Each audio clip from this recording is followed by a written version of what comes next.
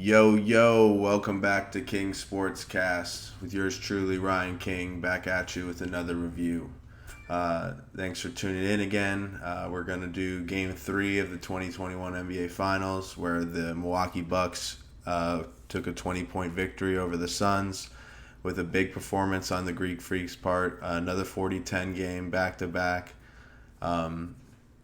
He's starting to get his groove in this matchup, which is what are the Suns going to do to counter that? But I don't know. He's probably going to keep getting these games. They're going to need bigger games. This might go longer than we previously assumed. 42-12 for Game 2, and then last night was 41-13. Shot 67% from the field. And it's not as much as Giannis's play has gotten so much better. It's the guards have completely switched. The guards at home for the Bucks have played the way the Suns played at home there.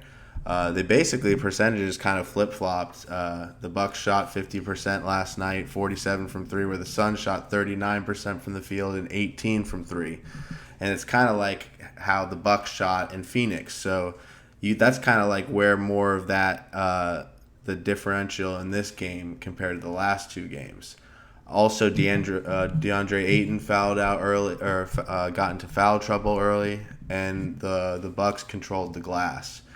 And if they're going to do that again at home, this could easily be a 2-2 series going back to Phoenix, and we could be seeing this go 6 to 7 games. Obviously, for meme culture, Suns in 4 isn't going to happen in the finals, but we're going to get an exciting series, and I think Giannis actually has had 11 30-10 games, 30 points, 10 rebound games in the playoffs, only 2 shy of Shaq's record of 13 in 2001. And he's playing super dominant, and he's getting confident from the free throw line, and he's playing much more downhill. The Bucks also have been steadily increasing their free throw numbers as each game has gone along, which is pretty huge going forward. If they're going to keep shooting more free throws, I don't know, maybe it balances out. Bobby Portis had a huge game. He had 4 offensive rebounds off the fucking bench. Like, that's huge.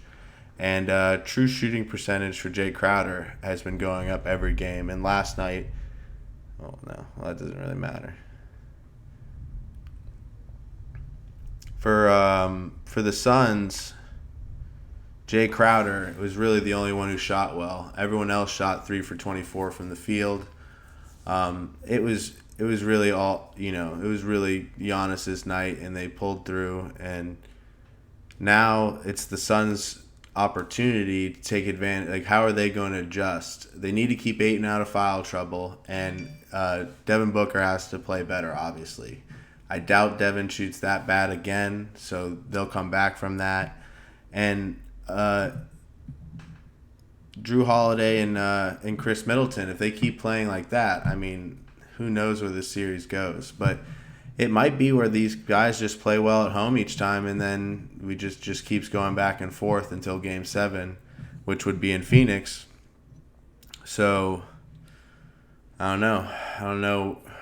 After watching last night, it's like kind of like up in the air of how I feel on the series. I don't see where they slow down. They got to just play better team basketball. They got to shoot better, and they're just a different team when Ayton's not on the floor. It gives Giannis a lot less to worry about, and definitely, yeah. I mean, that's about it. I'm excited for Game 4.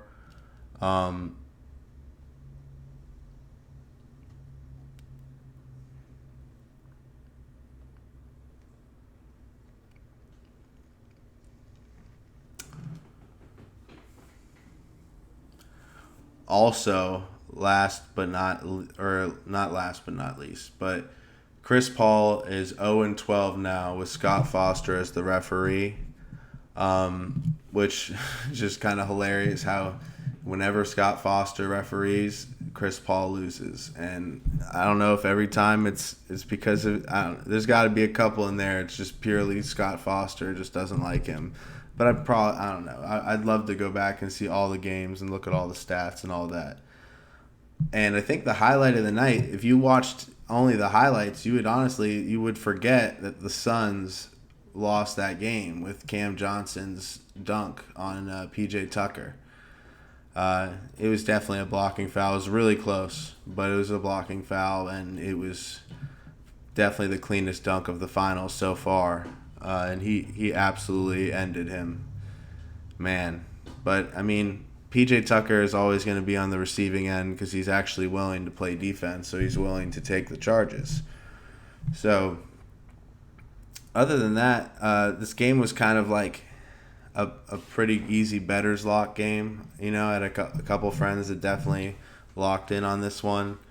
It wasn't like the Suns were that much better than the Bucks. They're definitely better, but they're not that much better.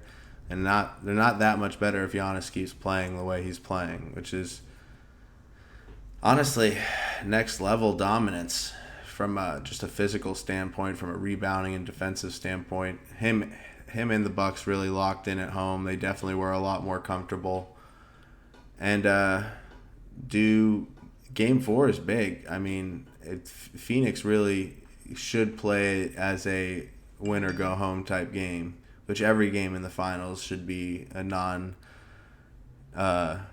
mess with type of affair. You should be taking it with all of your energy and stuff. But I mean, this has to be, if you want to go home 3-1 lead and just end it in 5, and you give Giannis a game 6 and a game 7. It's a series now, which is exciting. This is what we want in the NBA Finals. This is what we want going forward. And I'm happy that Giannis is playing this well after that freak knee injury. It really shows how tough he is. We went over that in the last podcast for sure.